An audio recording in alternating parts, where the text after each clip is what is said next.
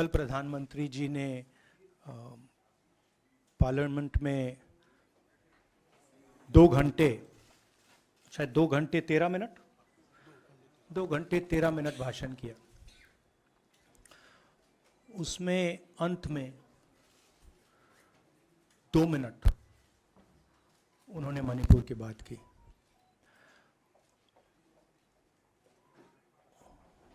मणिपुर में महीनों से आग लगी हुई है, लोग मारे जा रहे हैं, बलात्कार हो रहा है, बच्चों को मारा जा रहा है। और अगर आपने देखा होगा कल, तो प्रधानमंत्री हंस हंस के बोल रहे थे, मुस्कुरा रहे थे, जोक्स क्रैक कर रहे थे, हंस रहे थे। ये उनको शोभा नहीं देता है। हिंदुस्तान का प्रधानमंत्री, अगर इस देश में हिंसा हो रही है, दर्द हो रहा है, हिंदुस्तान के प्रधानमंत्री को 2 घंटे मजाक नहीं उड़ाना चाहिए। विषय कांग्रेस नहीं था, विषय मैं नहीं था, विषय मणिपुर है। मणिपुर में क्या हो रहा है और उसको एकदम क्यों नहीं रोका जा रहा है, ये विषय है। मैं आपको अपना एक्सपीरियंस देता हूं, जो मैंने शायद अभी तक बोला नहीं, शायद पहले बोल देना था। मैं अब तकरीबन 19 साल से राजनीति में हूं और मैं हर स्टेट में गया हूं। बाढ़ आए, तूफान आए, सुनामी आई थी, हिंसा होती है, हम जाते हैं। 19 साल के एक्सपीरियंस में जो मैंने मणिपुर में देखा और सुना, वो मैंने कभी पहले नहीं सुना था। मैंने पार्लियामेंट में बोला कि प्रधानमंत्री जी ने, अमित शाह जी ने भारत माता की हत्या की है, मणिपुर में भारत को खत्म कर दिया है। मैंने ऐसे नहीं बोला था, ये खोखले शब्द नहीं है। मैं आपको समझाता हूं मैंने ये बात बोली क्यों। जब हम मणिपुर पहुंचे, हम लैंड किए, हमें मणिपुर में दौरा करना था। जब हम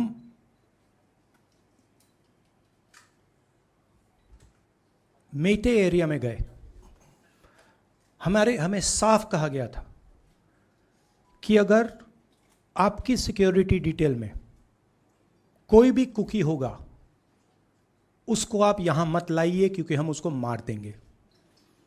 और जब हम कुकी के एरिया में गए, हमें कहा गया अगर कोई मेटे आपकी सिक्योरिटी डिटेल में होगा, उसको आप मत लाइए, उसको हम गोली मार देंगे।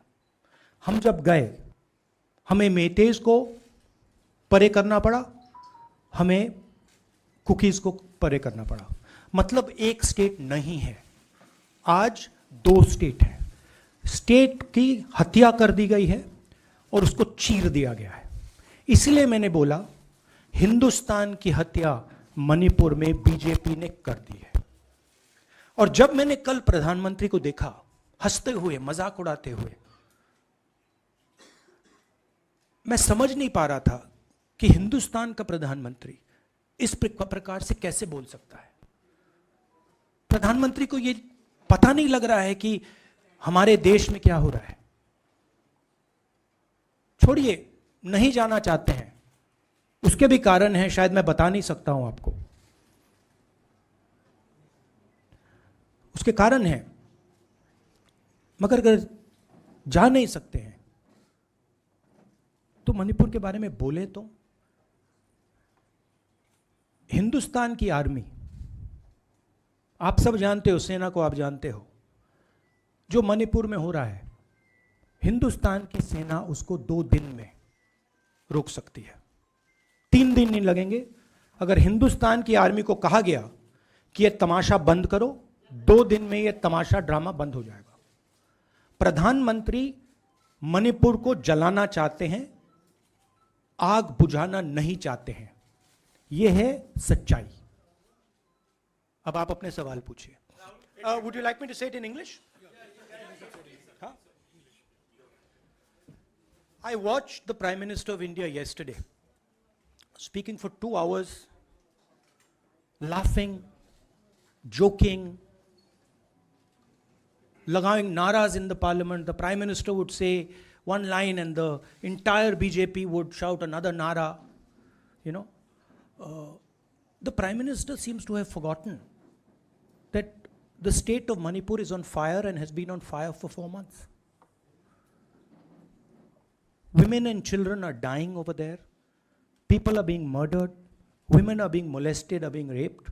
And the Prime Minister of India is sitting in the middle of the parliament, shamelessly laughing. This is not about Rahul Gandhi. This is not about the Congress party. This is not about the opposition. This is about India. It's about our country. A state has been decimated. It has been destroyed. It does not exist anymore. And it has happened because of the politics of the BJP. Divide and rule and burn.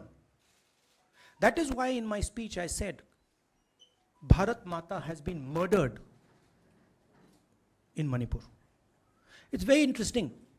For the first time, the words Bharat Mata have been expunged from the parliament. It's an insult to those words.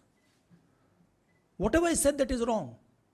I have said Bharat Mata, which is an idea, which is the idea of India, where everybody lives peacefully, harmoniously, with affection, has been killed in Manipur. It's a fact.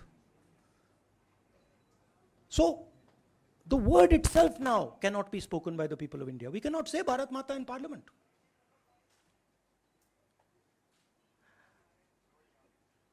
I want to tell you about my own personal experience of Manipur. I've spoken to you about, I spoke in parliament about the women I met, the pain I heard, but I want to tell you why I said India has been murdered in Manipur. And I said it because Manipur no longer exists as a state. A state requires control. A state requires authority. That is disappeared in Manipur. It does not exist. And I saw this with my own eyes. When we went to Manipur, when we went to the Meitei area, we were categorically told that please ensure, we want you to come, we love you, but please ensure that if there are any cookies in your security detail, they do not come into our area or we will shoot them. When I went into the cookie area, we were told the same thing. We love you, we want you to come. But please make sure, if there are any Meiteis in your security detail, we will shoot them. Do not bring them here. Before going to the Meitei area, we had to remove all cookies from our security detail. Before going to the cookie area, we had to remove all Meiteis from our security detail. When we went there, the security forces, central security forces, told us we have never seen anything like this. We were told it is completely outside our control. Okay? That is why I said Manipur has been murdered by the BJP, and the idea of India has been murdered by the BJP in Manipur. I was not speaking metaphorically. I was speaking literally. Now, the Indian army, it will take the Indian army 2 days to put an end to the nonsense that is going on in Manipur. The Prime Minister refuses to stop the fire. He wants Manipur to burn. He allows Manipur to burn. Because if he did want it to stop, there are tools in the hands of the Indian government that can stop it immediately. I know. I have full faith in our army. I know. And every Indian citizen knows that if the Indian army is told, please put an end to this, it will stop immediately. There are reasons for the PM not being able to go to Manipur. I'm aware of those reasons. I don't want to say them publicly. But there are clear reasons as to why the Prime Minister is not going there. That is why we wanted the Prime Minister to speak in Parliament. That is why we wanted Manipur to be on the agenda in Parliament. And what did the Prime Minister do? He ridiculed the state. He ridiculed the women of the state. He laughed at the women of the state. That's the truth. Now please ask your questions. Sanjeev mike देना यार. Finally, I just want to say one thing again in English. See, the Prime Minister, when he becomes Prime Minister, he ceases to be a politician. He becomes the representative of the voice of this country. The politics should be put aside. And the Prime Minister should speak not as a petty politician, as the leader of a political party, but the Prime Minister should speak with the weight of the Indian people behind him. And it's tragic to watch Mr. Narendra Modi. It's sad, because the Prime Minister does not understand what he actually is. He is our representative. He's my representative. He's all our representative. And watching the Prime Minister spend 2 hours talking about the Congress, talking about the opposition, making ridiculous remarks about the name, this really does not do justice to an Indian Prime Minister. I've seen Prime Ministers from the Congress party, I've seen Prime Ministers from the BJP, I've seen Mr. Vajpayee, I've seen Mr. Dev Gowda. None of them have ever done this. There's a complete misunderstanding in the mind of Narendra Modi ji about what the Prime Minister of India is. Rahul ji, you wanted the Prime Minister to speak in Parliament, and now that he's spoken, and you've said that he wants Manipur to continue to burn. So what is the Congress Party's next step to retrieve Manipur and save it? The only conclusion I can draw, because the Prime Minister has tools in his hand that can stamp out the fire in Manipur certainly within 3 or 4 days. But for some reason he's refusing to use those tools. Right? The Prime Minister could at least go to Manipur, talk to the communities, and say, I'm your Prime Minister. Let's start talking. It will be taken seriously. So I don't see any intention. Rahul ji कल ये भी प्रधानमंत्री ने अपने भाषण में कहा कि 2018 में ये लेके आए थे, 2023 में विश्वास प्रस्ताव लेके आए और 2023 में भी लाएंगे. तो एक तरीके से उन्होंने साफ तौर पर ये कह दिया कि हमारी सरकार अगली बार भी बन रही है. एक पॉलिटिकल बात भी उन्होंने कही. तो आप उनके पूरे भाषण को आप ये कह रहे हैं कि पॉलिटिकल भाषण ज़्यादा था, मणिपुर पे बात बहुत कम थी. तो इसको कैसे देखते हैं? नहीं, भाषण हिंदुस्तान के बारे में नहीं था, भाषण नरेंद्र मोदी जी के बारे में था. वो अपनी राय, अपनी राजनीति, अपने एम्बिशंस वो आपको दे रहे थे. सवाल ये नहीं है कि नरेंद्र मोदी जी 24 में प्रधानमंत्री बनेंगे या नहीं. सवाल ये है कि मणिपुर जल रहा है, महिलाओं का बलात्कार हो रहा है, लोग मारे जा रहे हैं. सवाल ये है, अगर ये प्रधानमंत्री कहना चाहते हैं तो ये पब्लिक मीटिंग में कहें. मजाक बनाना चाहते हैं तो जब मणिपुर नहीं चल रहा है तो करें. बट प्रधानमंत्री को ये समझ आनी चाहिए, बात समझ आनी चाहिए कि पार्लियामेंट में जो चर्चा हो रही थी वो उनके बारे में नहीं थी, वो मणिपुर के बारे में थी. सर नमस्कार. कल प्रधानमंत्री ने बार बार कांग्रेस का नाम लिया और ये आरोप लगाया कि नॉर्थ ईस्ट और मणिपुर की सारी समस्याओं के कांग्रेस जिम्मेदार. आप क्या जवाब देंगे? नहीं, अभी मैंने बोला ना, वही तो जवाब है. मुझे प्रधानमंत्री को जवाब देने की जरूरत नहीं है.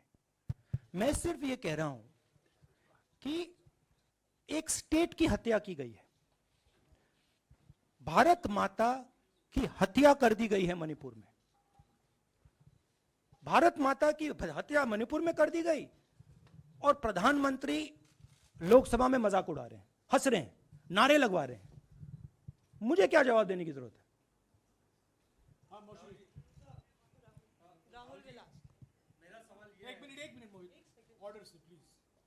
Mr. Gandhi, you waxed eloquent. Rahul, आपने बोला कि प्रधानमंत्री ने बोला सदन में कि गृह मंत्री अमित शाह ने विस्तार से जवाब दे दिया. अमित शाह साहब ये कहते हैं कि मणिपुर के सीएम को हटाने की जरूरत इसलिए नहीं है क्योंकि उन्होंने हमारी पूरी बात सुनी और वो कभी भी कोई हमने डीजीपी चेंज किया, डीजीपी चेंज कर दिया, उन्होंने जो भी प्रशासनिक व्यवस्था हम चेंज करना चाहते थे, इसलिए मणिपुर सीएम को हटाने की मणिपुर कोई जरूरत सीएम, नहीं। जब मैं मणिपुर गया, मणिपुर सीएम ने जो मणिपुर में हजारों वेपन्स जो लूटे गए,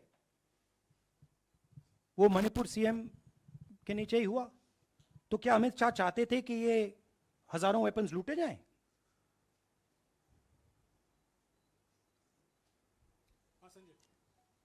राहुल जी, जो हिंसा चल रही है, क्या अमित शाह चाहते हैं कि हिंसा चलती जाए?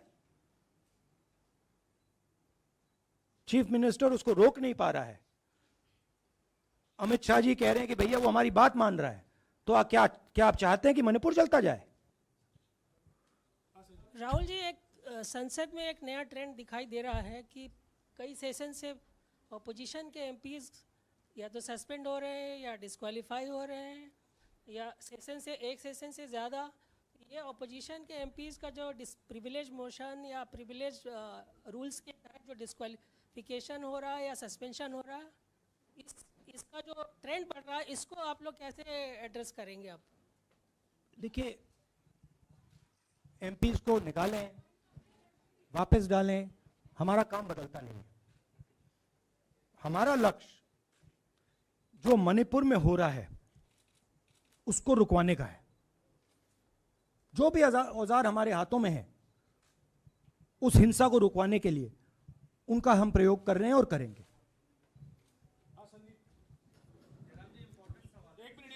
Yeah, Mr. Gandhi, you talked about using the army, deploying the army to control violence. You spoke that in Parliament. You've repeated here. But the BJP has criticized you and even previous Congress governments, saying that we want to solve the issue through dialogue. And they've criticized that in the 60s, in 64, the Mizo National Famine Front was bombed by the Indian Army, by the Indian Air Force. So they said that, you know, they do not believe I have never heard in my entire career, I have never been told anywhere I have been in India that if you take this person as a security officer with you, we will put a bullet in his head. I have never heard it. And I heard it twice in Manipur. That means there is no dialogue in Manipur. There is pure violence taking place in Manipur. The first step is to stop the violence, put an end to it. I point out the army, but what I mean is that the Prime Minister has multiple instruments in his hands. He's not using them. It's been burning for 4 months. He's doing nothing and he's laughing. I'm amazed people can't see this. That he's sitting in Parliament and laughing. Jairam ji, Last question. Jairam जी, मोहित दुबे हूँ news nation से। आपने 37 minute का भाषण। जयराम जी, राहुल जी नहीं मतलब आप मुझसे जयराम कर रहे हैं या उनसे? राहुल जी, जय सिया राम। राहुल जी, आपने 37 मिनट का भाषण लोकसभा के भीतर दिया और 37 मिनट में सिर्फ आपको करीब 14 मिनट ही दिखाया गया, बाकी आपके चेहरे पे कैमरा नहीं था और आप मणिपुर गए, मैक्सिमम टाइम आपने मणिपुर के ऊपर बोला। इस परंपरा को आप किस तरीके से देखते हैं? पता नहीं, शायद कॉन्ट्रडिक्शन है। शायद पीएम मेरा चेहरा टीवी पे नहीं देखना चाहते, मगर फिर पीएम मेरी वीडियो के बारे में बात करते हैं। तो पता नहीं क्या है, बट मुझे लगता है शायद उनको मेरा चेहरा टीवी पे देखना अच्छा नहीं लगता। कोई प्रॉब्लम नहीं है। जो मैंने बोलना था, देखिए मुझे अपना काम करना है। मैं जानता हूँ कि मीडिया पे कंट्रोल है, लोकसभा राज्यसभा टीवी पर कंट्रोल है, वो उसके बारे में मैं कुछ ज़्यादा नहीं कर सकता हूँ, मगर मुझे अपना काम करना है, मैं अपने काम को करता हूँ। जहाँ भी भारत माता पर आक्रमण होगा वहाँ मैं आपको खड़ा मिलूंगा, भारत माता की रक्षा करते हुए मिलूंगा।